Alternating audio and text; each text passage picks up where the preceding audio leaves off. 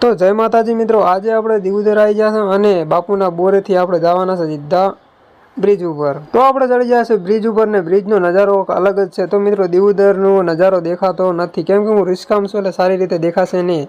તો આપણે આગળ જાય તો 4x4 આઈસર આવે મજબૂતી ટ્રેક્ટર આવે છે. તો મિત્રો આપણે બ્રિજને ત્યાં ઉતરેલા છે. જોઈ લો આગળનો નજારો ખેમાણા ચોકડીનો.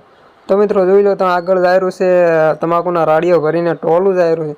તો મિત્રો અહીંયાથી આપણે આવી ગયા સીએનજી પંપે અને બાટલો ભરવાનો હતો ફૂલ. કેમ કે અડધો બાટલો પડ્યો હતો ને અડધો જ ગેસ આવશે, ઘણામાં ઘણો 130 થી 140 ગેસ આવશે. તો આપણા અંદાજે એટલો જ હતો તો એટલો ગેસ આવી જવાનો છે. તો મિત્રો હજી તો આપણે ભરાયેલો છે બાટલો લગભગ 123 પહોંચે છે. જોઈ લો. તો મિત્રો આપણે કેટલો બાટલો આવે છે તમે પણ ફોટો બતાવું છું. તો મિત્રો આપણે બાટલો ફૂલ કરાવીને હવે હાઈવે ટુ હાઈવે ચડી જશે અને આગળ જશે રિયાથી યુટર્ન લઈ લેશું. અને મિત્રો આપણે જઈ રહ્યા છે હવે ઘરે. ત્યાં ને રિયા આગળ ગોમ છે આવે થોડાક જ આવશે ને ધનકવાડા રોડ આવશે. તો આપણે પહોંચી ગયા ધનકવાડા ફાટકે. ધનકવાડા ફાટક કિસ્મત આપણા કાંઠા હતા એટલે ફાટક પણ બંધ હતો. તો મિત્રો આજનો વ્લોગ આટલો જ છે.